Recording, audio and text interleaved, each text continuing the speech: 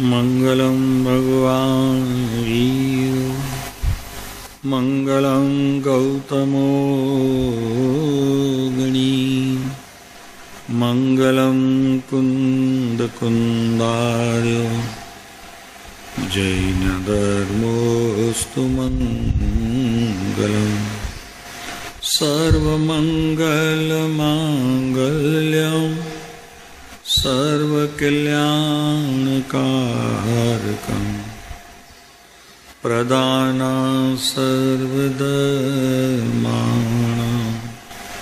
जैनं जयतु शासनम् महादेव्याः कुक्षिरत्नं शब्दजीतर्वात्मजम् श्रीराजचन्द्रमहं वन्दे तत्त्वलोचनदायकम् પ્રભુતઃ ત્વલોચનદાય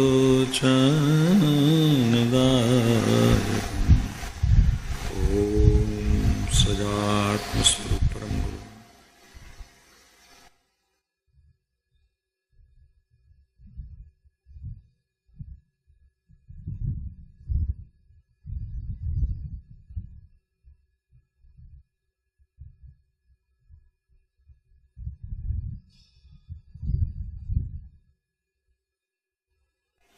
વચનામૃત 254.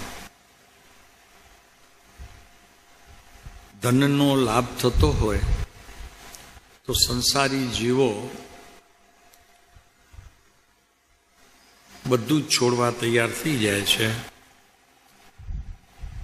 અહીંયા કહે છે કે તને એવું આત્મધન સત્પુરુષો આપે છે કે અનંત કાળનું તારું પરિભ્રમણ ટળી અને દુઃખથી છુટકારો થાય છે. અનંતકાળના પરિભ્રમણથી છૂટીને સદાને માટે આ દુઃખ નામના પદાર્થનો નાશ થાય છે. તો છોડવું શું છે કે જે તારી પાસે ખરેખર છે નહીં અને કોકનું ઉધાર લીધેલું છે, હમણાં નહીં ચૂકવે તો પછી ચૂકવવું પડશે. ઈ છોડવા એ તૈયાર નથી. જ્ઞાની કહે છે કે મોહ કરવો એ તો પહેલું તારી પાસે એવો કોઈ ગુણ નથી કે તું મોહ કરી શકે, અને એવો કોઈ પદાર્થ નથી વિશ્વની અંદર હજી ઉત્પન્ન નથી થયો કે તું એમાં આસક્ત થઈ શકે. તમને ખ્યાલમાં હોય તો કહેજો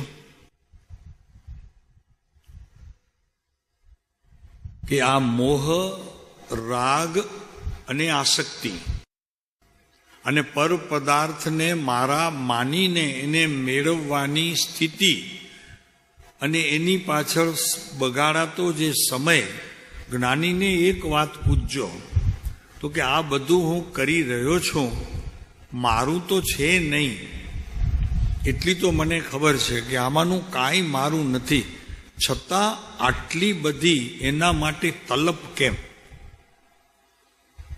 મુક્તિ માટેની તલપ નહીં અને આની આટલી તલપ કેમ? તો જ્ઞાનીઓ ઉત્તર આપે છે કે તું એમાં સુખની કલ્પનાઓ કરી અને આમાંથી સુખ મળશે એવી તારી જે આ માન્યતા છે, એ માન્યતાના કારણે જ પરમાં આસક્ત બુદ્ધિ અને પર પદાર્થને મેળવવાની તારી જે લાલસા અને એમાંથી તને સુખ મળશે એવી તારી ભ્રમણા ભ્રાંતિ, એને કારણે આ પર પદાર્થથી મને સુખ મળશે એ વાત માને છે, એને છોડી દે.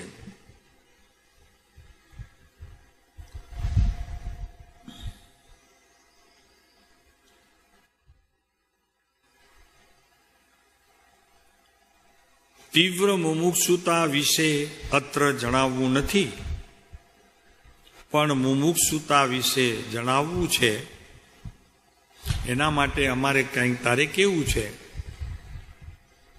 અને આ પત્ર છે ખંભાતના મુમુક્ષુઓ પ્રત્યે. કેટલા 1, 2, 3, 4 નહીં, બધા માટે.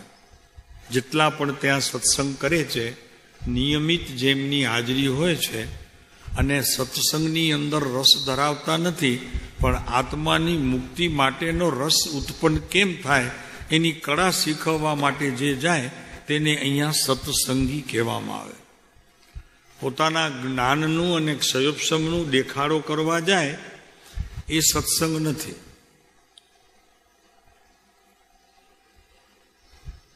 તો તીવ્ર મુમુક્ષુતા માટે અત્ર જણાવવું નથી, પણ મુમુક્ષુતા વિશે જણાવવું છે કે તે ઉત્પન્ન થવાનું લક્ષણ પોતાના દોષ જોવામાં અપક્ષપાતતા છે.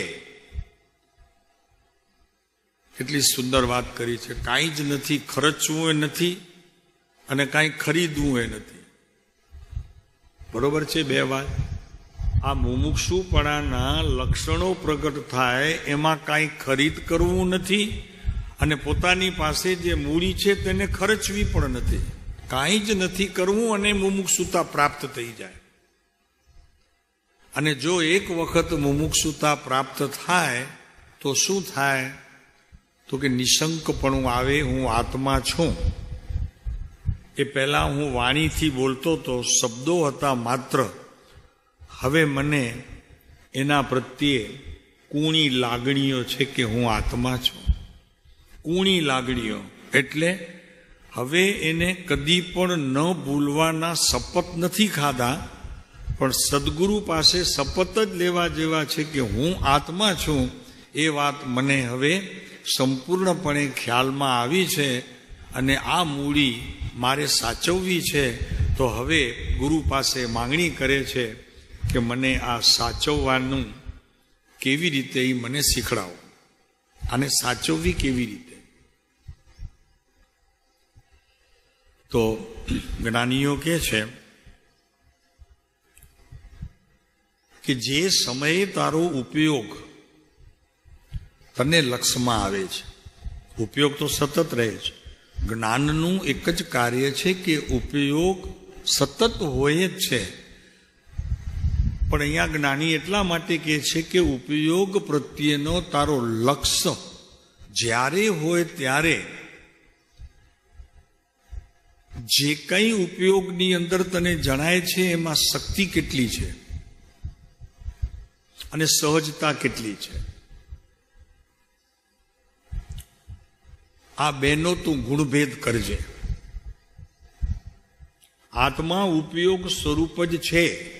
સૌથી પહેલી વાત જાણી લો, ભગવાનની વાણીમાં સૌથી પ્રથમ આ આવ્યું છે કે તારી ભીતર રહેલું પરમ જ્ઞાન એક સમય માત્ર પણ ઉપયોગ વિનાનો હોતો નથી. તું કદાચ આળસુ થઈને પડ્યો હોય, પણ તે સમયે પણ તારી દેહની ક્રિયા, મનની ક્રિયા, વિકલ્પોની ક્રિયા અને આકુળતા વ્યાકુળતાની ક્રિયા તો તે સમયે પણ ચાલુ જ છે.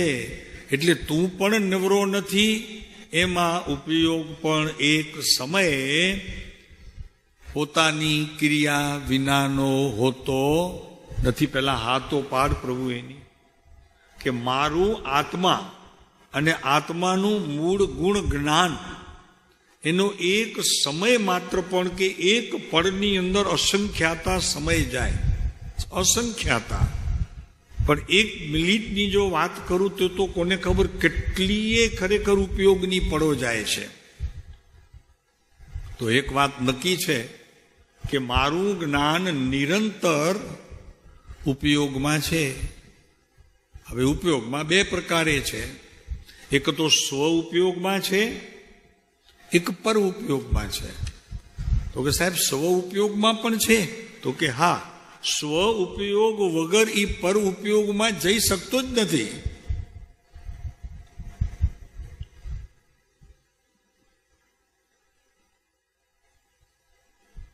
સ્વ ઉપયોગ વગર આત્મા પર ઉપયોગમાં જઈ શકતો નથી. માત્ર સ્વ ઉપયોગ એનું જે જ્ઞાન છે એ જ્ઞાનની તને સમજવાની કળ નથી. એટલે તું પર ઉપયોગથી એનો નિર્ણય કરે છે, એ ભ્રાંતિ છે. પ્રભુ આ તો મંત્રો છે, મહામંત્રો.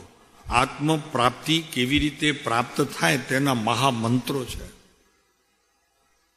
જેમ આવ્યું સમયસારમાં કે આબાલ ગોપાલ સૌને તે આત્મા અનુભવાઈ રહ્યો છે. આમાં આચાર્યે એકદમ સત્ય જાહેર કર્યું છે કે અજ્ઞાની હોય તેને પણ આત્માનો જ અનુભવ થાય છે, જ્ઞાની હોય તેને પણ આત્માનો જ અનુભવ થાય છે, નાનું બાળક હોય તેને પણ આત્માનો અનુભવ થાય છે, ગર્ભમાં હોય કોઈ પણ જીવ માત્ર, કોઈ પણ ગર્ભમાં હોય એને જે મળવાનું હોય ત્યાં પણ તેને અનુભવ તો આત્માનો જ થાય છે. એટલે શેનું થાય છે? જ્ઞાનનો અનુભવ થાય છે. પણ એ જ્ઞાન પરને અનુસરતો છે તો પણ આખર એને અનુભવ તો જ્ઞાનનું જ થાય છે. આનો સ્વીકાર જેટલું વહેલું કરશું એટલું ભવ ભ્રમણથી વહેલા છૂટશું. તમારે એક માત્ર નિર્ણય કરવાનો છે કે મારો આત્મા જ્ઞાન સ્વભાવી છે અને એની આ ક્રિયા છે, તો આ ક્રિયાનો કરનાર હું છું. ભ્રાંતિએ અને ભ્રમણાએ પરનો કરતા અને પરનું કાર્ય હું કરી શકું છું. આવી ભ્રાંતિ સૌથી પહેલા મટાડવી જોઈએ. એટલે અહીંયા કહે છે કે આત્માના પ્રત્યેક પડે ઉપયોગ નામ એનું પરિણમન. અત્યારે ઉપયોગ ન લ્યો તો પરિણમન લ્યો, કેમ કે ઉપયોગની અંદર જાગૃતિ છે, એક સ્વશક્તિની જાગૃતિ છે અને સહજતાના અંશે તે સ્વજ પોતાની જાગૃતિનો ખરેખર એને અહેસાસ થાય છે. જરીક સૂક્ષ્મપણે વિચારજો, પ્રભુ આ મહાતત્વ છે, જરી સૂક્ષ્મપણે વિચારજો. કૃપાળુદેવે મોક્ષ માળાની અંદર કેટલા સુંદર અક્ષરો મૂક્યા છે કે જેમ જેમ પ્રભુ હું સૂક્ષ્મ દ્રષ્ટિથી ઊંડો ઉતરું છું, પણ સાહેબ આ ખાલી મેં ક્ષમાપણાનો પાત્ર તો આ પાઠ તો આ બધું પૂરું થાય એટલે એને પણ પૂરું કરું. આ 1 કલાક, પોણો કલાક મારી આજ્ઞા ભક્તિ, 1 કલાકની દેવવંદન વગેરે સાંજની બધી ક્રિયા એ પૂરું થાય એટલે મને ક્ષમાપણા બોલવાનો. જેમ બીજું બધું પૂરું કર્યું એમ આને પણ પૂરું કરવાનું, તો થઈ રહ્યો. અહીંયા કહે છે પ્રભુ, આ વાક્યો અમે જ્યારે લખ્યા છે ત્યારે એક બાજુ અંતર હતું અને બીજી બાજુ પણ અંતર હતું. એક બાજુ પણ અંતર હતું અને બીજી બાજુ પણ અંતર હતું. એ બે અંતરનો અંતર અને એનો ભેદ ઉપયોગથી અમને લક્ષમાં આવ્યો છે, એટલે અમે સૂક્ષ્મ દ્રષ્ટિ શબ્દ મૂક્યો છે.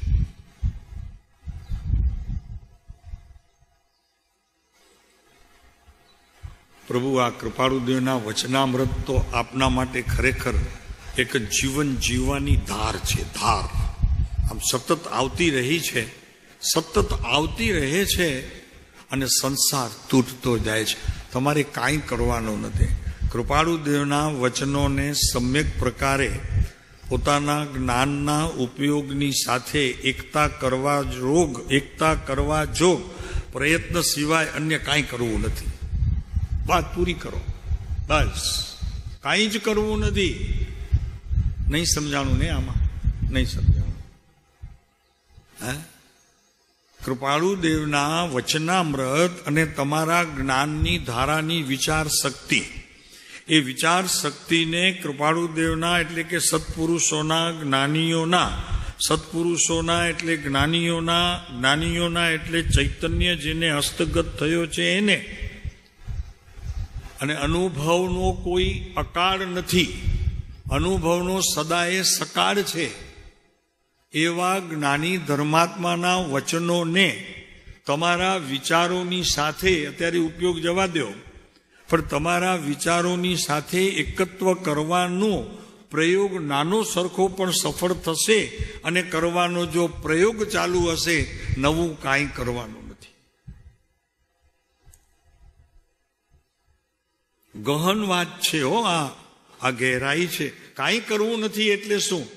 કે તમારા વિચારોની સાથે બરોબર મેળવીને જે વિચાર તમારે યોગ્ય હોય એ તો સત્પુરુષોના વચનો આપશે, પણ તમારે ખાલી અભ્યાસ એટલો જ કરવાનો છે કે આ ધ્યેય છે અને આ ઉપાદેય છે.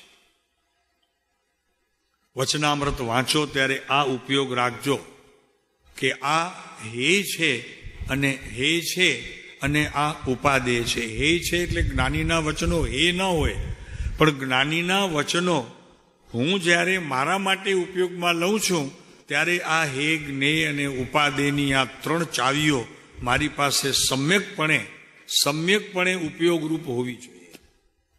સમ્યકપણે ઉપયોગરૂપ હોવી જોઈએ. કેમ કે ક્યારેક જ્ઞાનીઓનું પોતાનું પણ જે જ્ઞેય છે ને, પોતાનું જ્ઞેય છે ને, એ પોતા માટે હોય છે. અને પોતા માટે હોય છે ને, અને એ જ્ઞેયની સંધિ જો આત્મા સાથે નથી થતી તો તે સમયે એ પણ એને જ્ઞેય એ સમજે છે. તો એવી ભૂલ આપણાથી ન થાય માટે આપણે પણ ઉપયોગની આ બે માત્રા, એક તો એની શક્તિ, ઉપયોગની શક્તિ એટલે જ્ઞાનનું પ્રત્યેક પરિણમન શક્તિને અનુસરનારું, મારી શક્તિને નહીં શાંતિભાઈ, આત્માના જ્ઞાનની શક્તિને.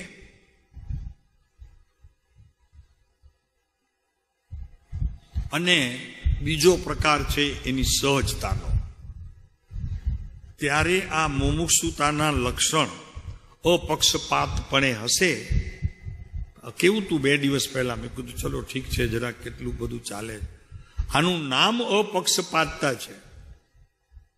રાગ ન કરવો, વિતરાગને યાદ કરવો, આ તો અપક્ષપાતતા છે, પણ એ તો વ્યવહારલક્ષી છે.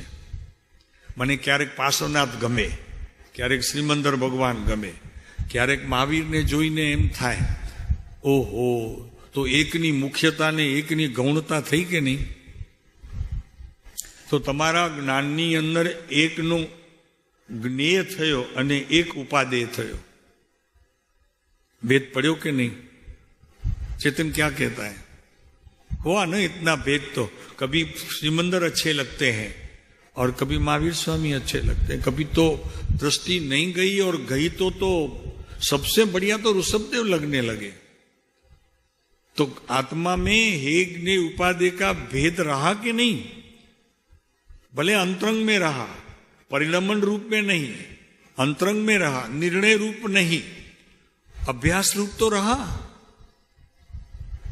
एवी ज रीते अहींया आ उपयोग ने शक्ति स्वरूपे जे समये ज्ञान परिणमन थयो तो एनी शक्ति नो माप तमे नहीं कहेशो तो कोई बीजो कोई केवा वाळो छे? तीर्थंकर परमात्मा कहेशे, सत्पुरुष कहेशे तमारा शक्तिनुं माप केटलुं छे. एक समयनी अवस्थामां उपयोगने अनुसरतो कोई ज्ञाननो एक अंश थी आखो अंशी कोण कहेशे एने? तमे कोनी राह जुओ छो? नौकारनी सफलता के उस अगरममां पार्श्वनाथ भगवानने विनंती के जय वीराय में बधा भगवानों पासे मांगणी? कोनी राह जोईने बैठा छो? कोण वरसशे तमारा पर? ख्याल राखो प्रभु, तमारा आत्मा सिवाय बीजो कोई वरसनारो त्यां छे नहीं. आ बात लखी राखो, डायरी में लखी राखो. एटलुं ज नहीं, चिट्ठी राखो, खिस्सा में वारे घड़ीए जोया करो कि मारा आत्मा सिवाय मारो कोई विश्व में मित्र होई सके नहीं, मारा आत्मा सिवाय मारो कोई गुरु पण होई सके नहीं. गुरु पण हशे तो मारा ज्ञान स्वभावी आत्मा ने जगाड़शे अने पछी मने संदोषो मळशे. सीधुं मने पण ते कहेवाने योग्य नथी. ए योग्यता एमनामां पण नथी. ज्ञान से ज्ञान की बातें. मने उपदेश से भगवान नो आवशे ओमकार ध्वनि समोसण में, ए पण भगवान नी शक्ति नहीं होय, भगवान नी तो सहजता हशे अने मारी शक्ति हशे. भगवान ने तो सहज बोध आव्यो छे, तमारा माटे नथी कीधुं. आजे सभा लाख माणसनी छे तो लाख माणस ने जोईने भगवान तमने बोध नथी आपता. भगवान नी तो सहज वाणीनो ते समये खरेखर आवવું છે, તે સમયે એનો ઉત્પાદ છે, તે જ સમયે તેનો ઉત્પાદ છે. અને મજા એવી છે, એમણે કહેલા ઉત્પાદને અનંત તીર્થંકરોનો કોઈ એક અંશ માત્ર પણ હાનિ પામતો નથી. કોઈ પણ આધાર વિના એ વાણી આવે છે. આત્મા જ પોતે શાસ્ત્ર છે, આત્મા જ પોતે દેવ છે અને આત્મા જ પોતે ગુરુ છે.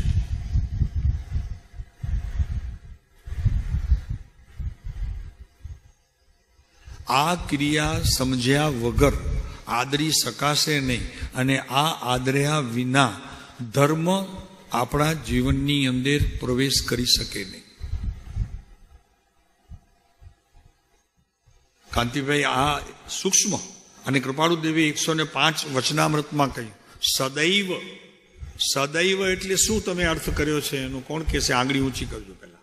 સદૈવનો શું અર્થ છે? આપણે વાંચ્યું હતું 105 વચનામૃત. એમાં હંમેશા. સદૈવ એટલે હંમેશા. હંમેશા એટલે હવે હંમેશાનો અર્થ કરો. હંમેશા એટલે ક્યારે? હંમેશા એટલે સમજાવું શું કહે છે? શું કહે છે જરા જુઓ ને. અચ્છા, દરેક ક્ષણે. તો એક ક્ષણની ઉત્પત્તિના કાળ વચ્ચે બીજા ક્ષણની ઉત્પત્તિનો ભેદ છે કે નહીં? કે એ અભેદ છે? ઉત્પાદ અભેદ છે કે ભેદ રહિત છે, સહિત છે? સદૈવનો અર્થ કરો નિરંતર. તો એક નિરંતરની ઉત્પત્તિ સિવાય અને એ ઉત્પત્તિના ટાણે બીજું આવવાનું છે એ નિરંતરને અનુસરનારું છે. બીજા સમયની પર્યાય તે નિરંતરને અનુસરનારી છે. પહેલી પર્યાય નિરંતરને, તો બીજી પર્યાય નિરંતરને જ્યારે અનુસરે છે ત્યારે વચમાં સમય જાય છે કે વગર સમય એક ધારી આવે છે? સદૈવનો અર્થ કરો. વચમાં આંતરો નહીં. અચ્છા, એટલે એ એક ધારી રહે છે, એક ધારી. તો પર્યાયનો ઉત્પાદ વય ધ્રુવ તે સમયે બંધ હોય છે. અચ્છા, ધ્રુવ ટેકેલું છે પણ પર્યાય તો પરિણમન રૂપ છે. તો તે સમયની પર્યાય અને બીજા સમયની પર્યાય વચ્ચે ભેદ છે કે એ પછી એક ધારી છે? એક ધારી તો હોઈ શકે નહીં, કેમ કે પર્યાય પદાર્થ જુદું છે, દ્રવ્ય જુદું છે, ગુણ જુદા છે. સદૈવ, હા, જ્ઞાન રહે છે, એક ધારું બરોબર છે, એ રહે છે, પણ સદૈવનો અર્થ કરો હજી બરોબર.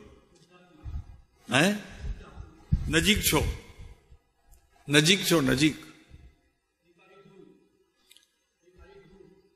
એ કાર્યધુ ત્રિકાળ. જો ભાઈ તમને કહીએ, પ્રવચન સારની અંદર એ ગાથા મૂકી છે. એમાં એનો સૂક્ષ્મપણે આચાર્યોના શ્રવણ માટે અને ખરેખર સમ્યક દ્રષ્ટિ ધર્માત્માઓ માટે એનો અર્થ કર્યો છે. સત મૂક્યું છે. શું મૂક્યું છે? સતની 14 ગાથાઓ મૂકી છે પ્રવચન સારની અંદર. એટલે એક સમયનું સત બીજા સમયના સતને ઓળંગીને પાર થતું નથી. એનું નામ આપ્યું સત. સદૈવ એટલે સત. એક જ સત, સત્ય નહીં, સત. સદૈવ સતને અનુસરનારા ઉત્પાદ વ્યય ધ્રુવ, એને અહીંયા કહેવામાં આવે છે કે સદૈવ સત. સતને અનુસરનારી ક્રિયા. એટલે ત્યાં એમ લીધું છે ભાઈ કે તારો ઉત્પાદ સત, દ્રવ્ય સત, પર્યાય સત, ત્રણેય એક સમયના સત. તો એમાં સમયનો ભેદ છે.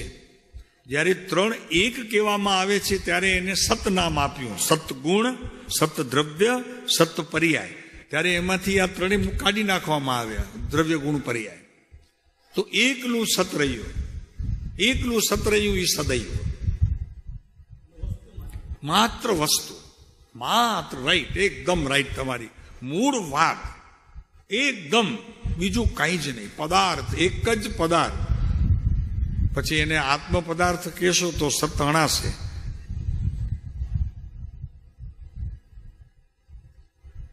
સદૈવ સૂક્ષ્મ બોધનો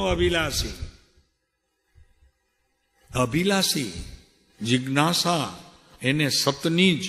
આત્મા તો શબ્દ ખરો, પણ આત્માને પણ એક શબ્દમાં લઈ લીધો. દ્રવ્ય સત, ગુણ સત, પર્યાય સત. પછી આ 3 ભેદ રૂપે સ્થિત કરી અને પછી 99મી ગાથામાં, પ્રવચન સારની 99મી ગાથામાં એને દ્રવ્ય ગુણ પર્યાયને મૂકી અને એકલું સત કૃપાળુ દેવે દીધું છે. જોવું છે આર્ય 211 આર્ય લ્યો. આપણે મૂક્યું છે અહીંયા, સતને જ મૂક્યું છે. કેમ કે સતને બહાર મુકાય એવું છે જ નહીં. જોજો, હા, 209 પહેલા જોઈ લો, એટલે એમાં વધુ ખુલાસો છે. પછી આપણે 211 પહેલું વાક્ય જોશું.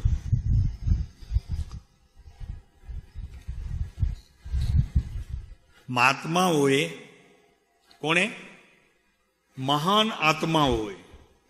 એટલે કોણ મહાન આત્મા? એટલે કે જે સર્વજ્ઞ સ્થિતિને અર્યંત પરમાત્મા અને એની હરોળમાં બેસનારા, જેણે એકલું બસ પોતાના આત્માને પ્રાપ્ત કર્યું છે, એટલે કે સતને જેણે પ્રાપ્ત કર્યું છે, એ મહાત્મા. હવે આગળ શું કહે છે? ગમે તે નામે, ગમે તે આકારે. હવે પાછળના શબ્દ કોણ બોલશે? શું કહે છે? મહાત્માઓએ, મહાન વિશ્વમાં જે આત્માઓ થયા, કે જે અત્યારે સિદ્ધલોકમાં વાસ કરે છે, અને અહીંયા પણ જે રહ્યા છે, એ બધા સિદ્ધલોકમાં રહેવાના છે, એવું તત્વ આપની બધાની પાસે છે. એટલે એક વાત તો આનાથી તમે નક્કી કરો કે આ મહાત્માઓની હરોળમાં હું પણ અત્યારે એક ઉમેદવાર છું. ઇલેક્શનમાં જૂતું જુદી વાત છે, હારી જાઉં તો બીજી વખત ઊભો રહીશ. પક્ષ નહીં બદલાવો. પક્ષ બદલાવીશ તો લોકો મને નહીં માને, એટલે પક્ષ નહીં બદલાવાનો. કાલે વાત આવી હતી, પક્ષ નહીં બદલાવાનો. હા, ઉમેદવાર છું. આવું આવે છે ક્યારે અંદરમાં બળ? મોક્ષની વાત સાંભળી, સુખની વાત સાંભળીને એમ ક્યારે કાંતિભાઈ એમ થાય છે હું પણ એક ઉમેદવાર છું. જ્યાં સુધી આપણે કુંવારા હોઈએ ને ત્યાં સુધી છોકરીઓના માંગા આવતા હોય ને, તે સમય ખરેખર એટલો ઉત્તમ હોય છે. બધા હશે છે, બધાને અનુભવ છે. અમને તો એ અનુભવ થયો જ નહીં, કેમ કે અમારા જીવનમાં પણ જ ના આવી. અમને તો સીધો લેટર આવ્યો. બસ શું આવ્યું? કે આમની દીકરી જોડે, તે પણ મને નહીં, મારા બાપુજીને, કે ગાંગજીનું સગપણ અહીંયા કરવામાં આવ્યું છે. એટલે અમારે નથી આવી. પણ તમે બધા હસો છો એનો અર્થ એ છે કે કુંવારા હતા ત્યારે જે માગા આવતા હતા એમાં તમને વધુ ગલગલિયા થતા હતા કે જે કદાચ લગ્ન સમયે નહીં થયા હોય.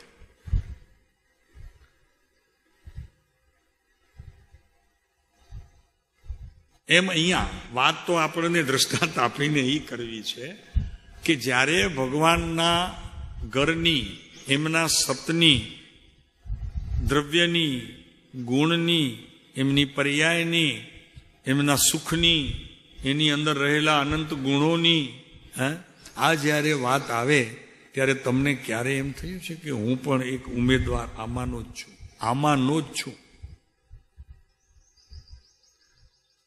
ખોટી આ નહીં પાડવાની, પણ ક્યારેક વિચાર આવ્યો હોય તો જરૂર કહેજો, કેમ કે એ વિચારની ધારા સાથે તમે સદૈવ જોડાયેલા રહેશો.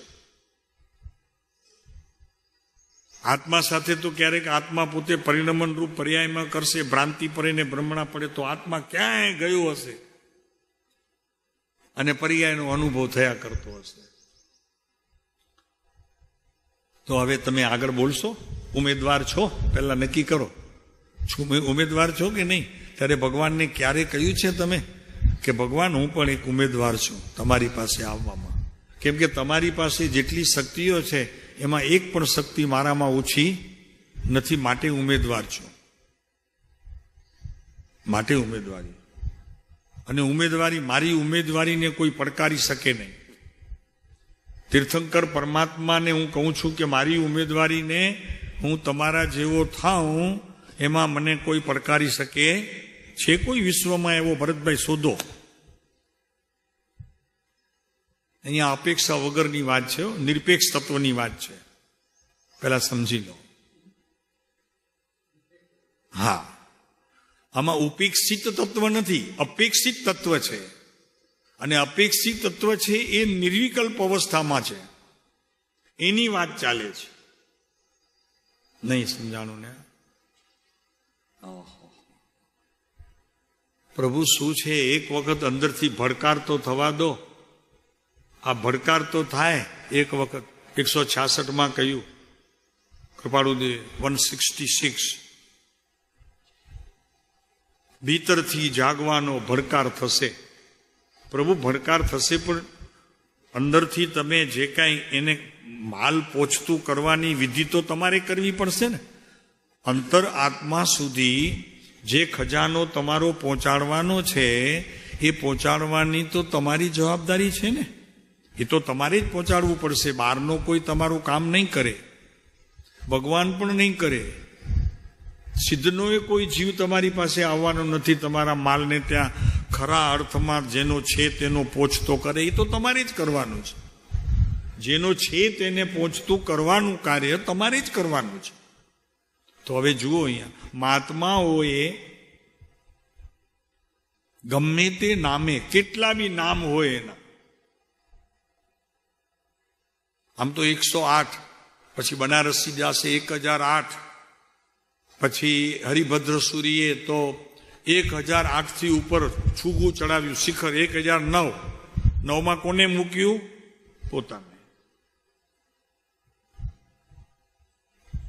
આવા આચાર્યો બાપુ આપણને આમ સામે અત્યારે આમ એના વચનો આપણને આમ લાગે કે ઓહો, અત્યારે વાત કરે છે આપણી જોડે. એટલી આપણી તૈયારી જોઈએ આત્માની કે આ કૃપાળુદેવના વચન હોય તો આપણને એમ લાગે કે નહીં, સામે જ બેઠા છે, મને કહે છે. એમ આચાર્યો ભલે હજારો વર્ષ પહેલા થયા હોય, પણ આ વચન આવે એ વચન તો મને અનુસરનારો છે ને. આચાર્યોના વચનો, સર્વજ્ઞ પરમાત્માના વચનો, સત્પુરુષોના વચનો કોને અનુસરનારા છે? કેવો તમે કોને અનુસરનારા છે? પોતાને અનુસરનારા છે ને. તો પોતાને અનુસરનારા છે તો પોતાનો સૂતો હોય કે જાગતો હોય? અને અમે કહીએ છીએ એ સૂતો હોય એની વાત નથી, પણ જાગતો હોય તો પડકાર તો કરે કે ન કરે? નહીં. એવો પડકાર કદી સાંભળ્યો છે? ઈચ્છામી ખમાસણો વંદ્યું જાવડી જાય નિશ્ચય. અરે બાપુ, હું આખી જિંદગી ગઈ, 28 મૂળ ગુણી ધારી થઈને મુનિ થયો, એમાંય અનંતા ભવ ગયા. આવો પડકાર ભીતરથી તે કર્યો છે અને એનો ઉત્તર ભગવાને આપ્યો છે. તારા ભગવાને પડકાર તો કર. અરે ગમે તેવો માણસ નબળો હોય ને, સૂતો હોય, પથારીએ બીમાર હોય, વાસણ ખખડે ને રાતના 2 વાગે, તો એ ઊભો થઈને રાડ નાખે કે ઘરમાં કોઈ ચોર આવ્યું છે. કે છે કે નહીં? નથી કહેતા? પથારીએ પડ્યો હોય, ઉઠવાની તાકાત ન હોય, પણ વાસણ ખખડે તો પડકાર કરે ને. કોને ચોરને ન કરી શકે એટલી તાકાત નથી, પણ ઘરવાળાને તો કે કોક આવ્યું છે, ઘરમાં કોઈ ચોર ઘૂસ્યું છે. એ ઘરમાં આવ્યો તો ચોર, એવી રીતે એ ઘરમાં ચોર આવ્યો તો કબાટ ખોલ્યું ને વાસણ ખખડ્યા ને કંઈક થયું તો ઓલી ઘરવાળી કે ઘરમાં ચોર આવ્યા છે. તો કે સુઈ જા, અહીં હમણાં કાંઈ કોઈ જ નથી, તને ભ્રમણા થાય, સુઈ જા. પછી બીજી વખત થઈ તો કે હવે તો કબાટ તોડે છે, કબાટ તોડે છે. તો કે તને કીધું ને કોઈ જ ન હોય, સુઈ જા હમણાં, બિલકુલ સુઈ જા, કાંઈ માથાકૂટ નહીં કરવાની, તને ખબર નથી, તો આમે તને ભ્રમણા થાય છે. પછી કે હવે દાગીનાનો અવાજ આવે છે, એની અંદર જે ઘૂઘરીઓ છે ને ચાંદીમાં બાંધેલી, એ પણ હવે ઉપાડીને ભેગું કરે છે. તો ઓલાને ટપલી મારી. તો કે તને કંઈ છે કે નહીં? રાતના સુવા તો દે મને, આખો દિવસ કે મારે જાગવું પડે છે, હમણાં સુવા દે ચૂપચાપ. એ કાંઈ નહીં કરે, રહેવા દે. પછી કે હવે તો બહાર નીકળે છે, દરવાજા બંધનો અવાજ આવ્યો, ત્યારે કહે છે કે તું હવે તો તમે ઊભા થાવ. તો કે અત્યારે મારી ડ્યુટી નથી, હું પોલીસ છું. બધાને ખબર શું કીધું એણે? કે હું પોલીસ છું, તને ખબર છે ને? તો અત્યારે હું ડ્યુટી ઉપર નથી, એટલે મારું કામ નથી, બીજા આવશે એ જોશે. નહીં સમજાવવાનું.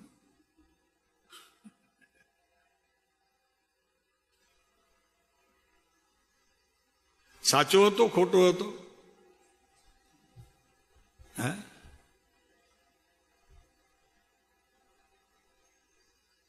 સાચો હતો ને? પોલીસ તો હતો કે નહીં? પછી બીજી વાતે ભલે ખોટો હતો કે મારી અત્યારે ડ્યુટી નથી, પણ અમે કહીએ છીએ એ સાચો હતો. ડ્યુટી ન હોય શું કરે? તો એ ચોર બધું માલ લઈ ગયો અને પોતે થઈ ગયો ફકીર. એમ અહીંયા આપણું અનંતકાળમાં આ માલ કોક લૂંટીને જાય છે અને આપણે એમાં જ પડ્યા છીએ. તો કે નહીં, મારી ડ્યુટી નથી અત્યારે. હું તો અત્યારે ઓલા બાકી છે પૈસા તે લેવા માટે જાઉં છું, મારી ડ્યુટી નથી. શું છે હસમુખ, એવું જ છે ને? મંદિરે જવું છે, એમાં કંઈક ડૉક્ટર છો એટલે વિઝિટ આવી, જવું છે મંદિરે. તમે સાચું કહેજો, પગ ક્યાં વળશે? ફરજમાં વળશે ને. એટલે તમારે કે ભાઈ હું તો ડૉક્ટર છું, મેં તો શપથ ખાધું છે, મારી ફરજ છે, મારે ત્યાં જવું પડે. તો અમે કહીએ છીએ તમે આત્મા છો, મનુષ્ય ભાવ મળ્યો છે તમને, એ તમારી ફરજ નથી કે એને સહી રસ્તે પહોંચાડવો, ત્યાંથી એને મુક્ત કરવો? કેમ કે એક જ મનુષ્ય ભાવ છે, આમાં મુક્તિ અપાવે તમને, છોડાવે તમને અનંતકાળથી, એમાં એક મનુષ્ય ભાવ. તમારી ફરજ નથી? હવે તમારી ફરજ કઈ ઊંચી બેમાંથી? જો આગળ વાત કરી, મહાત્માઓએ ગમે તે નામે અને ગમે તે આકારે એક, ભરતભાઈ વાંચો ને.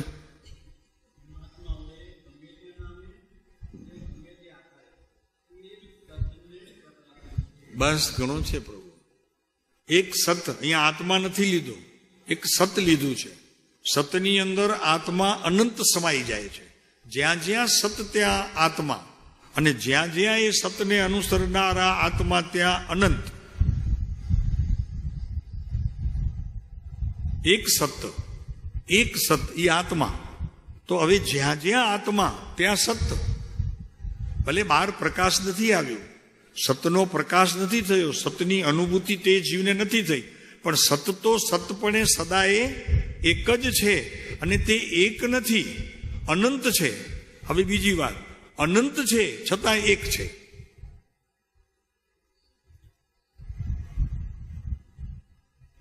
નહીં સમજાણું ને? સત અનંત છે, સતમાં કાંઈ ફેરફાર નથી. વિશ્વમાં જેટલા આત્માઓ છે બધા સત છે, બધા સત છે. સત છે એટલે એક જ જાતિના છે. સત છે એટલે એમાં એક જ જાતિ છે, કોઈ જાતિ અપેક્ષાએ આત્મામાં ફેર નથી, માટે તે સત છે. સત છે માટે એક છે, એક છે છતાં અનેક છે. અહીંયા એ વાત નથી કરતા, અહીંયા તો કહે છે કે ગમે તે પ્રકારે એક સતને જ પ્રકાશ્યું છે, પ્રકાશ સતનો છે.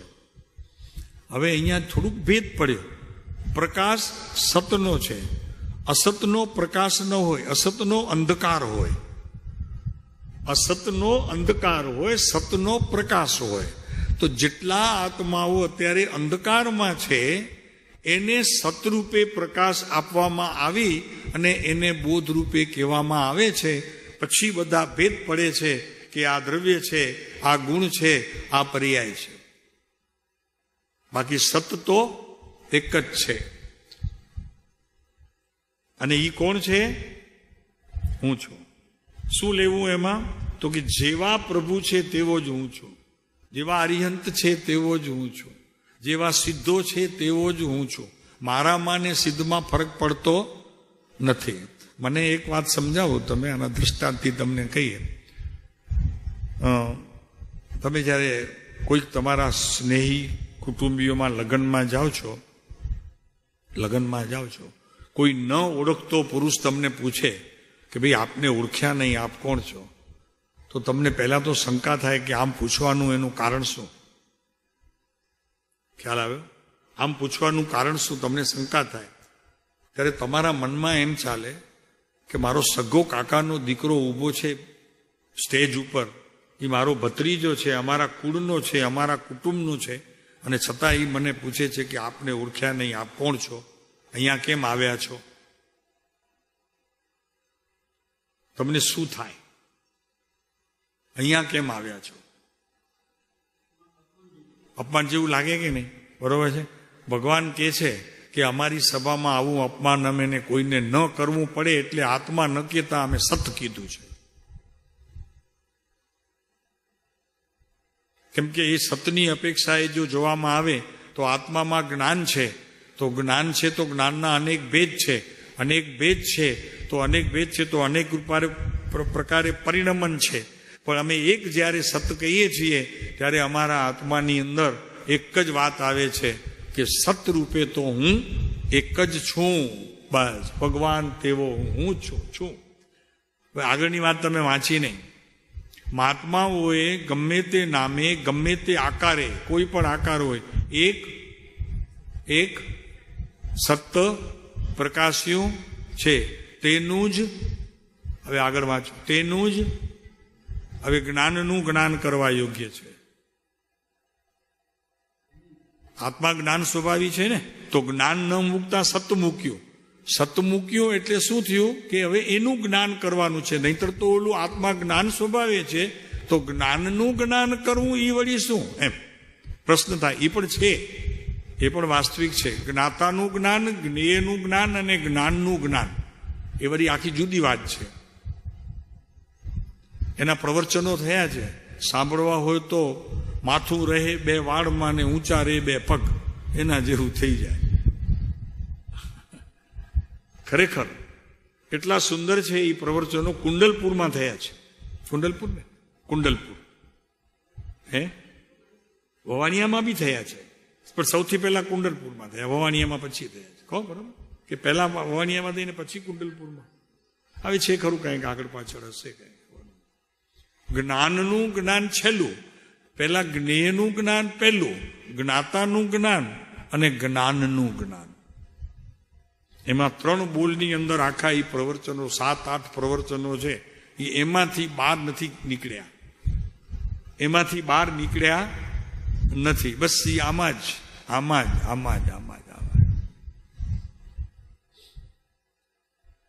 માવજીભાઈ હતા ત્યારે, ઓલા માવજીભાઈ છે ને, અભ્યાસી છે, તત્વના સારા જેવા અભ્યાસી છે. એમણે એમ કીધું કે સાહેબ આ પ્રવચન 3 વખત 4 વખત નહીં, પણ સાંભળ્યા જ કરે, સતત સાંભળ્યા જ કરે, તો કદાચ એને અંત સમયે સમ્યક દર્શનનો વિષય તો થઈ જ જાય એમ કીધું. ત્યારે એ એમ બોલ્યા હતા. વવાણિયામાં બી થયા ને કુંડલપુરમાં બી થયા છે.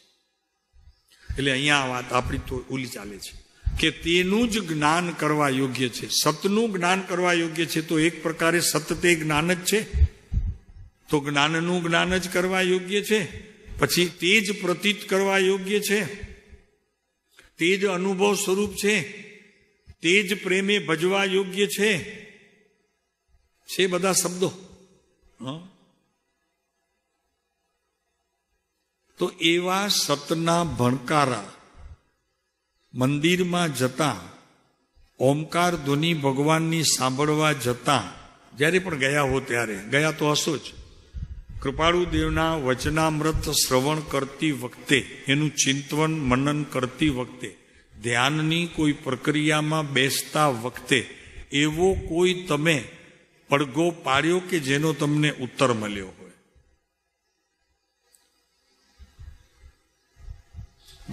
પ્રયોગ વગર કાંઈ નહીં થયો. અમે 1 કલાક વાત કરી અને વયા જઈશું, પાછા બીજા દિવસે 1 કલાક આવશું. પ્રયોગ નહીં કરો. ઘરે ઈ જ ખાવાનું, ઈ જ પીવાનું, ઈ જ સુવાનું, ઈ જ ઉઠવાનું, ઈ જ નાવાનું, ઈ જ ધોવાનું, ઈ જ બધું કરવાનું. કાંઈ નહીં થાય પ્રભુ. મૂળ વાત રહી જશે પરમાત્માની વાત રહી જશે એક બાજુ. શાંતિભાઈ અહીંયા આવવાનું, પછી પાછું ઘરે જવાનું, પછી ફાઇલો વળી લેવાની, વળી કોકને ફોન કરવાની. પ્રભુ દિવસ બહુ ઢૂંકળો છે. સતને પ્રકાશવા માટે દિવસ નથી આપણી પાસે હવે. અને પછી અહીંયાથી તો ક્યાં છૂટવાનું છે? એડ્રેસ વગરના જઈશું.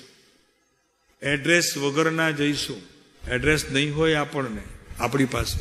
અત્યારે તો મુંબઈથી નીકળીએ તો કોકમાનું એડ્રેસ રાજનગર છે આપણી પાસે. રાજનગરથી છૂટીશું તો મુંબઈનું એડ્રેસ છે. પછી વગર એડ્રેસના જઈશું. અહીંયાથી ખબર જ નથી ક્યાં જવું, કઈ દશામાં જવું. કઈ દશા સમજાય છે? કઈ દશા? મનુષ્ય બી થઈએ, તિર્યંચ બી થઈએ, ક્યાં જઈએ કાંઈ ખબર નથી. અને પાછું વિસ્મૃત. અહીંયાથી ગયા એટલે બધું અહીંયાનું અહીંયા કાંઈ યાદે નહીં આવે, સ્મૃતિમાં નહીં હોય કે હું પહેલા અહીંયા કુકમાં અહીંયા ઊભા રહેશો, તમને કોઈ ઓળખશે નહીં. તમે આમને નહીં ઓળખો, બધાને નહીં ઓળખો, કાંઈ નહીં ઓળખાય, કોઈ નહીં ઓળખાય, ખતમ બધું, સાવ ધોવારણ થઈ જશે. માટે અહીંયા કે છે કે ઉપયોગ સ્વરૂપે જોવું, સહજતાનો સ્વીકાર કરો. શક્તિ તો છે, શક્તિ ક્યાંય નથી જવાની. સહજતા અત્યારે નથી, એને ઉત્પાદ રૂપે લાવો. સહજતા. શક્તિ તો આત્માની અંદર જે પડી છે એ તો પડી જ છે, એ ક્યાંય નહીં જાય. હવે આગળ કે છે, તે પરમ સત નિયમો અન્યન્ય પ્રેમે અવિચ્છિન્ન ભક્તિ ઈચ્છીએ છીએ. કૃપાળુદેવ કહે છે અમે ભક્તિ કોની ઈચ્છીએ છીએ? સતની મજા જુઓ, આત્માની ભક્તિ અમે ઈચ્છીએ છીએ. બાપુ આખું સત છે એ નિરપેક્ષ તત્વ છે, કોની અપેક્ષા નથી, એને એની પર્યાયની અપેક્ષા નથી. પર્યાયમાં શું પરિણમન થશે એની બિલકુલ અપેક્ષા રાખતી નથી. લોકો એમ કહે છે કે અમને મોક્ષ જોઈએ છે. મોક્ષ એક સમયની પર્યાય છે. જોઈએ છે તો સત નથી જોઈતું એમ થઈ જશે. બોલો. હા, મોક્ષ જોઈએ છે, મોક્ષ જોઈએ છે, હા પાડશો તો સત છૂટી જશે. પરિણમન રૂપ અને બદલતી અવસ્થાઓમાં તમે વયા જશો.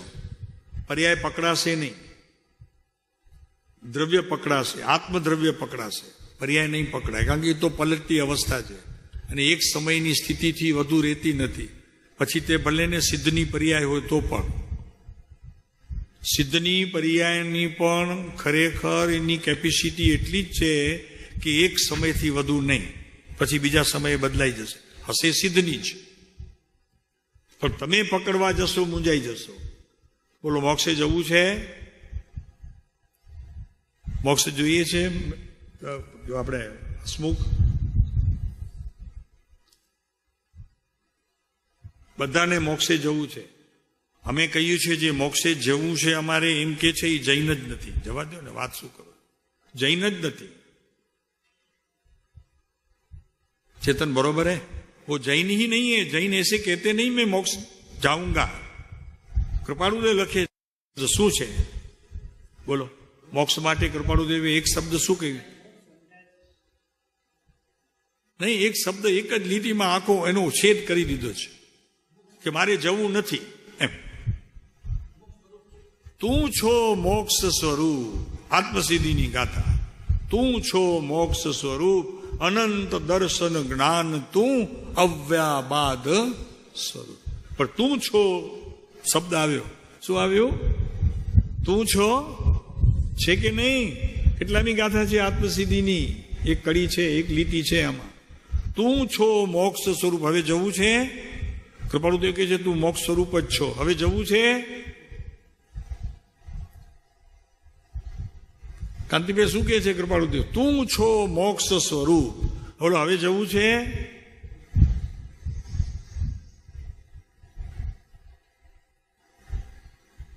અરે આ તત્વના શિખરો છે, તત્વના શિખરો છે. ખબર છે તમને કે આટલો અભિપ્રાય પણ તમને પાડી દે છે. કેમ કે તમારી માંગણી ઊભી રહી ને તો તમારી પોતાની વસ્તુ અને તમે માગો છો, લાજ નથી થતી તમને? લજ્જા નથી આવતી? અને મોક્ષ માર્ગમાં કદી માંગણીઓ હોય જ નહીં. મોક્ષ માર્ગની અંદર જે માંગણી કરે છે એને મોક્ષ તત્વની જ ખબર નથી. નવ તત્વની અંદર એક મોક્ષ તત્વ છે. એ મોક્ષ તત્વનો અભ્યાસ જ નથી. એવા જીવો માંગે છે કે અમારે મોક્ષે જવું છે. તો શાંતિભાઈ શું મોક્ષ નથી જવું તો ક્યાં જવું છે? હવે એ નક્કી કરો.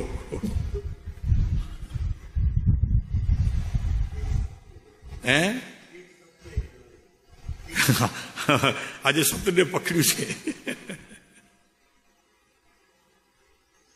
આપણે વાત આવી હતી કાલે કે પરમ દિવસે વાત આવી હતી કે ભગવાન તમારા ઉપર ખુશ થાય તો તમે ભગવાન પાસે શું માંગો? કૃપાળુદેવ આવીને રાતના તમારા સ્વપ્નમાં આવે ને કે બસ હું તમારા ઉપર ખૂબ ખુશ છું, માંગો તમને શું જોઈએ છે. તમે શું માંગશો?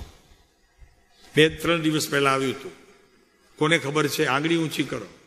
કોને ખબર છે? આમને ખબર છે ને તમને ખબર છે? હા બોલો. હા બોલ. नहीं नहीं चेतन तुझे मालूम है?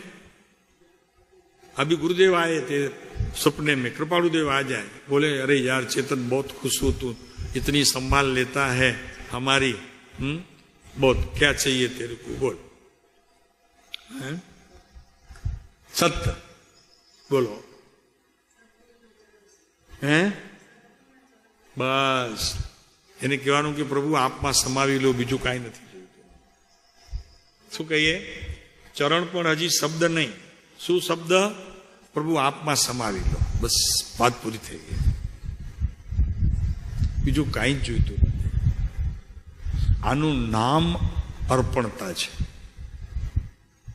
અને કદાચ જોઈએ મને, એક તો પહેલા આપમાં સમાવી લો, અને કદાચ તમારે હવે કંઈક આપવાનું જ મન થાય તો તમારા ચરણની સેવા.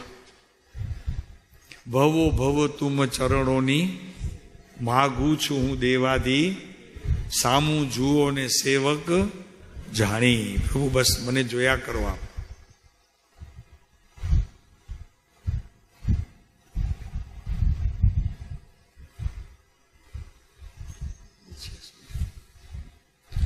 તો આપણે મૂળ પત્ર ઉપર આવીએ. અહીંયા ઘણું છે હો નીચે.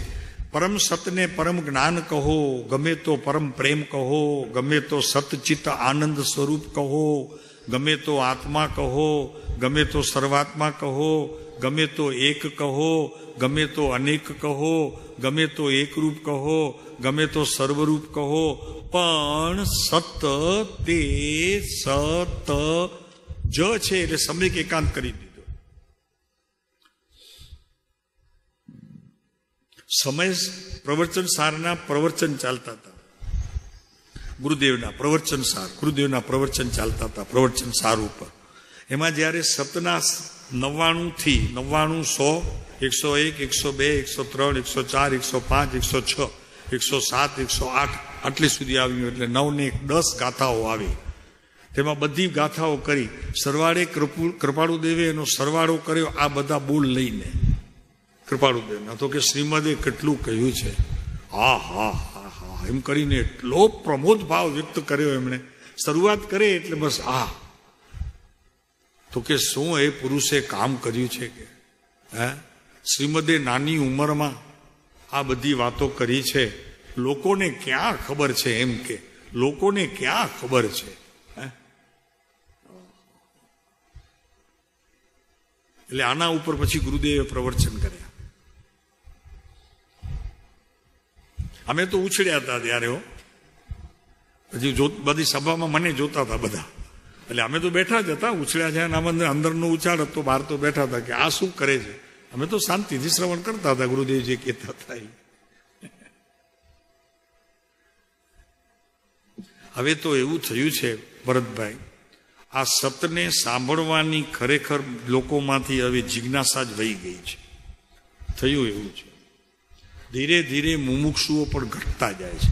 એમને પણ હવે સત સંબંધીની આવી આત્મા સંબંધીની વાત શ્રવણ કરવી એ ગમતી નથી. એને બગાસ આવવા માંડે, કાં ઊંઘ આવવા માંડે, એવું થઈ ગયું છે.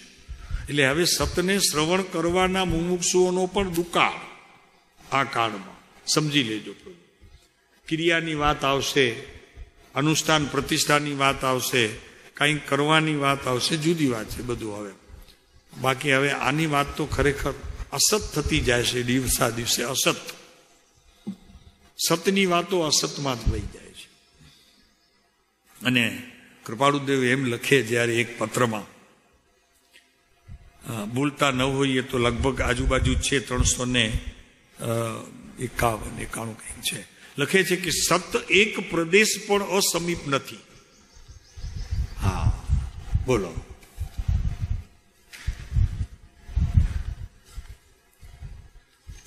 અહીંયા જ છે ક્યાંક આજુબાજુમાં, આ જ ઉંમર. હા 391, 391 પત્ર ક્રમાંક 391.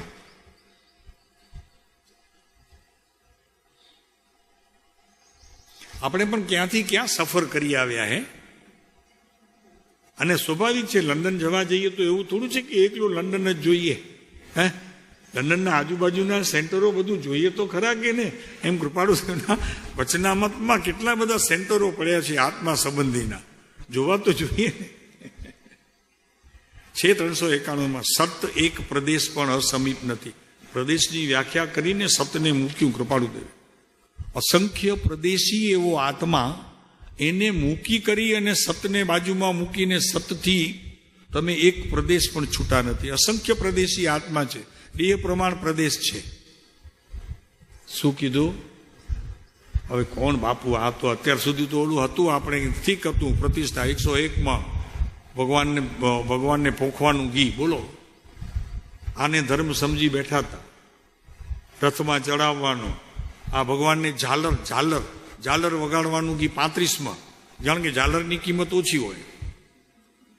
હા, અરે ભાઈ, સૌથી વધુ ઝાલરની કિંમત હોવી જોઈએ. લોકોને ક્યાં ખબર છે? કોણ વગાડે ઝાલર ખબર છે? ત્યાં દેવોમાં આ બધું શું કાંઈ ખબર જ નથી લોકોને. હવે ઝાલરની કિંમત કાંઈ નહીં. તો છે સત એક પ્રદેશ પણ અસમીપ નથી. અસંખ્ય પ્રદેશી એવો આ આત્મા દેહ પ્રમાણ છે, એમાં અસંખ્ય પ્રદેશ છે. અસંખ્ય સમજાય છે ને? ગણાય નહીં, ગણ્યા ગણાય નહીં. તારા માટે નાના હતા ત્યારે ઓલી કવિતા ચાલતી, હે, બીજી શું હતું? ગણ્યા ગણાય નહીં.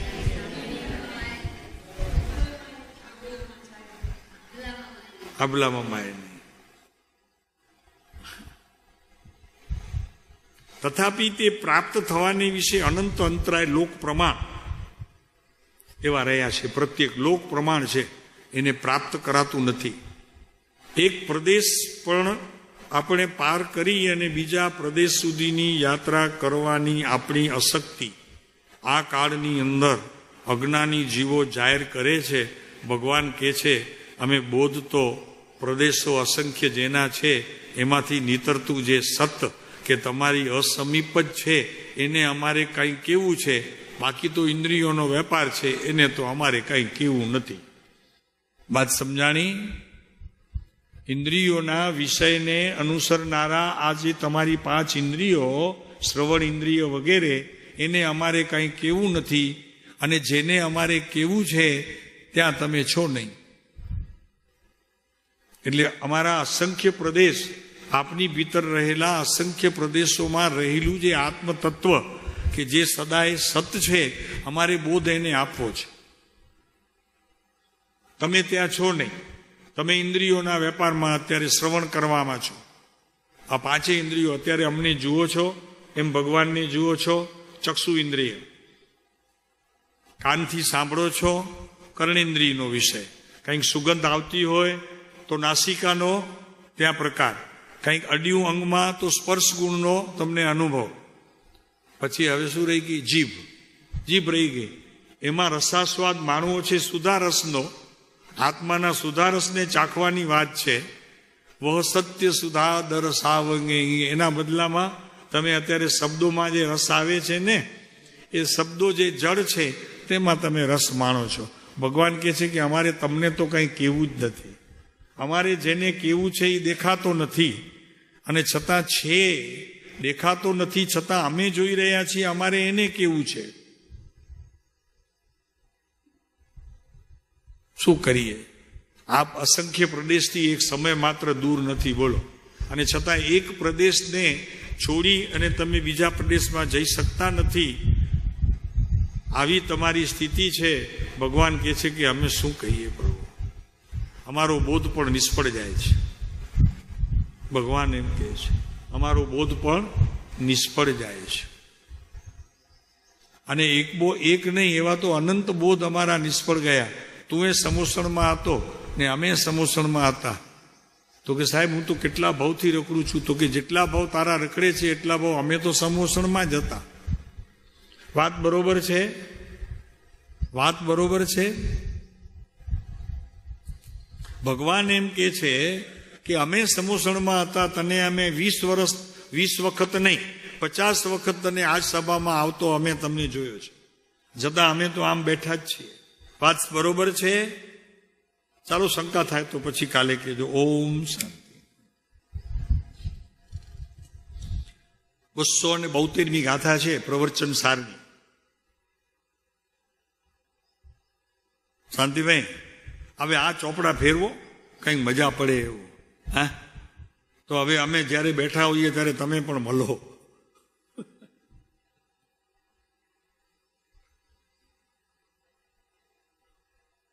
જે ત્રિલોકની કલગી સમાન, પેલા વ્યાખ્યા કરે છે, ત્રિલોકની કલગી સમાન એવા નિર્મળ પરમાત્મા, ત્રિલોકના કલગી સમાન એવા ભગવાન અરિહંત પરમાત્મા અને આચાર્યો અને મુનિ ભગવંતો એ કેવા છે? ત્રિલોકની કલગી સમાન છે. 3 લોક એટલે અધો, ઉર્ધ્વ અને મધ્ય. એ 3 લોકની કલગી એટલે સિદ્ધ લોક ફરીને. એ કેવું પડે? તો વિવેક રૂપી દીવીના પ્રકાશવાળો હોવાને લીધે ત્યાં શું છે? દીવી છે ખરી, પણ વિવેક રૂપી છે. અનંત સિદ્ધો 12 યોજનમાં બેઠા છે, કોઈ સિદ્ધ બીજાને સ્પર્શતો નથી. અરૂપી અવસ્થા છે, અરૂપી અવસ્થા છે, પોતાના ગુણો બી અરૂપી છે, છતાં ભોગવટો રૂપી પડે કેવાય નહીં. સમજાવો બાપુ, આ તો ભગવાનની વાણી છે. જ્યારે ભોગવે ત્યારે રૂપને ભોગવે છે, રૂપપણે રહીને ભોગવે છે આત્માના અનંત ગુણોને, અને અનંત કાળ બેસવાના છે સિદ્ધલોકમાં. એવા દીવીના પ્રકાશવાળો હોવાને લીધે પદાર્થના નિર્ણય અને એના નિશ્ચય વડે ઉત્સુકતા નિવૃત્ત આવીને હવે એના માટે કાંઈ એમને ઉત્સુકતા રહી નથી. કોને? ભગવાન. શું નથી રહ્યું? ઉત્કંઠા, જાણવાની કોઈ હવે નવી જિજ્ઞાસા ભગવાનને છે? જેટલું જાણવાનું હતું એટલું બધું જાણી લીધું, પછી હવે જાણવાનું કંઈ નવું બાકી નથી. હજી તમારે કેટલું જાણવું છે? તો કે સાહેબ 1 કલાક, થોડુંક વધુ ચાલે તો સારું. સાંજના કાલે આવ્યા હતા એક ભાઈ, તો કે મને એમ કે 2 કલાક મળશે, પણ અહીંયા તો 1 જ કલાક ચાલુ છે એમ બોલ્યા. હવે તો ખાલી શ્રવણ જ કરવું છે કે બીજું કંઈ કરવું છે? પ્રયોગમાં જાઓ ને પ્રભુ. તો એ કહે છે કે નિવૃત્ત આવીને સ્વરૂપ મંથર રહેવાથી, આ સ્વરૂપ મંથરનો અર્થ કર્યો છે સ્વરૂપમાં જામી ગયેલા, પોતાના આત્માના સ્વરૂપમાં જામી ગયેલા. મંથરનો અર્થ કર્યો સુસ્ત, સુસ્ત રૂપે પડ્યા છે અને બહુ ધીમા છે. એટલા ધીમા છે કે એમના શ્વાસોશ્વાસ પણ જોવામાં આવતા નથી. ખરેખર શ્વાસોશ્વાસ છે કે નહીં? આપ શું કહો છો? ભગવાનને શ્વાસોશ્વાસ હોય? નહીં ભાઈ, એમ નહીં, એમ નહીં. ખાલી નાના નહીં કરવાની, નાનું કારણ આપવું પડશે, નાનું કારણ આપવું પડશે. ભગવાન શ્વાસ લે કે નહીં તો જીવે કેવી રીતે? હે? ભગવાન ચૈતન્ય થઈ ગયા, ચૈતન્ય શરીર છે એટલે શ્વાસ ન હોય. હા, નહીં ભલે બરોબર છે, અમને પૂછીએ છીએ તમે થોડુંક એવી રીતે, તો ભગવાન જીવે કેવી રીતે? ત્યારે શ્વાસ ન હોય ને જો ખરેખર તો જડ થઈ જાય. હે?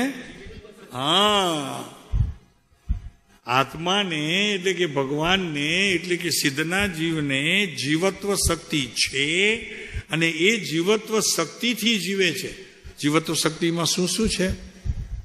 તો કે જ્ઞાન, દર્શન અને ઠરવારૂપ ચારિત્ર 3 પ્રકાર છે. બસ પતી ગયું. જ્ઞાનથી જીવે છે, દર્શનથી જીવે છે અને ચારિત્ર નામ સ્થિરતાથી એમનું જીવન છે. એટલે ભગવાનને શ્વાસોશ્વાસ હોતા આનો ખુલાસો આત્માનું શાસનની અંદર ગુણભદ્ર આચાર્ય કર્યો છે. બીજી ઘણી જગ્યાએ છે, પણ અહીંયા પણ કર્યો છે. જે આપણે ભાંડુપ ચાલે છે અત્યારે આત્માનું શાસન, એમાં એમ કહ્યું કે ભગવાનને શ્વાસોશ્વાસ નથી, ભગવાન જીવત્વ શક્તિથી જીવે છે એમ કહ્યું. પછી એનું કારણ આપે છે કે ભગવાનને કેમ નથી, એમને કેમ નથી હોતો.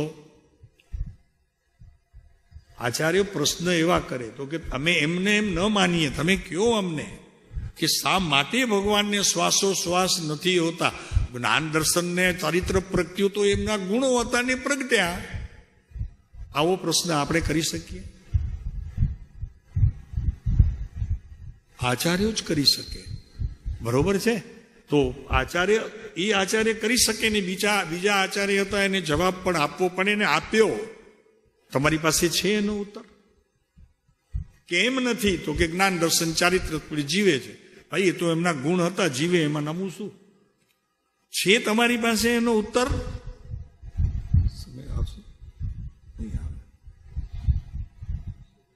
હા, અશરીરી ભાવ, એ તો બરોબર છે. અશરીરી ભાવ તો છઠ્ઠે ગુણસ્થાનકે આવી જાય. છઠ્ઠે ગુણસ્થાનકે આ તો 14માની વાત ચાલે છે. આ તો સિદ્ધલોકની 14મા ગુણસ્થાનકની વાત ચાલે, ત્યાં બેઠા છે. ભાઈ એક જ વાત છે, બીજું આમાં કાંઈ જ નથી, વિચારવા જેવું નથી. નકામા વિચારમાં પડી ગયા. એક શ્વાસ લેને, કોઈ પણ જીવ એક શ્વાસ લેને, એ શ્વાસ જ ખરેખર દુઃખનું કારણ છે, માટે ત્યાં શ્વાસ છે નહીં. શું? શ્વાસ લેવો અને છોડવો એ જ દુઃખનું કારણ છે, માટે ભગવાનને શ્વાસ છે નહીં, એટલે સર્વજ્ઞ કહેવામાં આવ્યા. બોલો શું છે? તમને જે દુઃખ છે ને જીવનમાં, એ શ્વાસનું દુઃખ છે.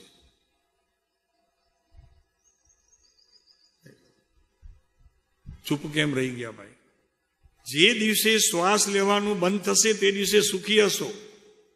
કેટલો સમય? આ અહીંયાથી છૂટે ને બીજામાં પ્રવેશ કરે એટલો સમય તમે સુખી હશો.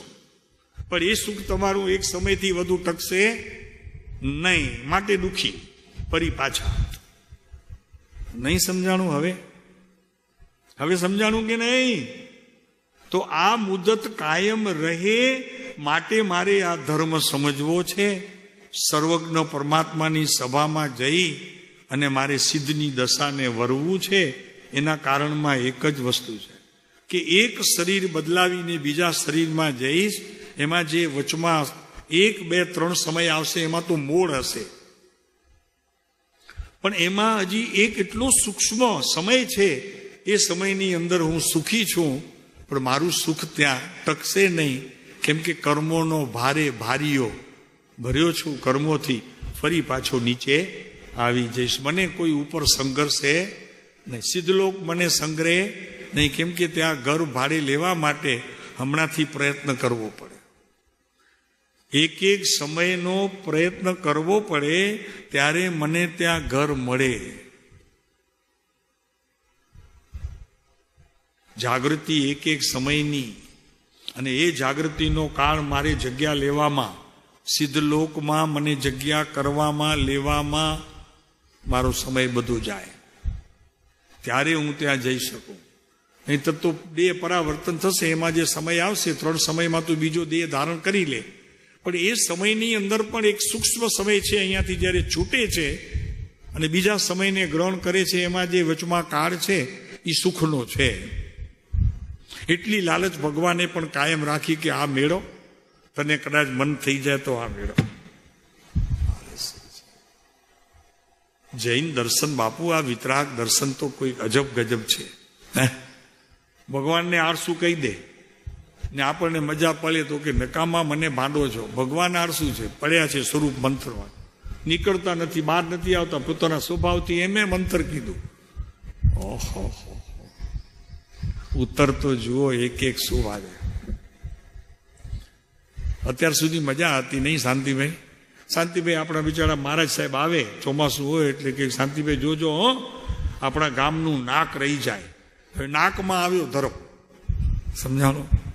મહારાજ સાહેબ શું કે આપણા નાક સંભાળજો, બાજુવાળા આજુબાજુવાળા ગામોમાં વધી ન જાય. બરોબર ને? આજ વાત આવે છે ને, કે આજુબાજુવાળા ગામોવાળા વધી ન જાય, આપણું નાક ન જાય. શાંતિભાઈ કે નહીં, નાક નહીં જવા દઈએ, બધું જવા દઈશું, નાક નહીં જવા દઈએ. હાથમાં જાય તો ભલે જાય,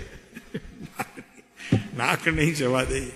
શાંતિ શું છે ભરતભાઈ? આ વિતરાગ માર્ગને સમજવું બહુ ગહન છે પ્રભુ, બહુ ગહનતા છે, ઘણી ગહનતા છે.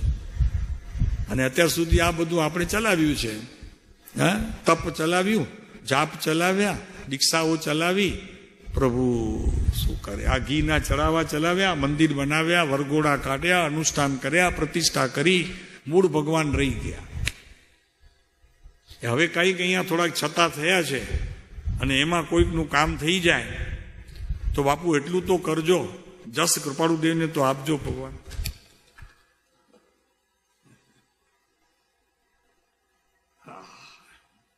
ચાલો સુખધામ કરો.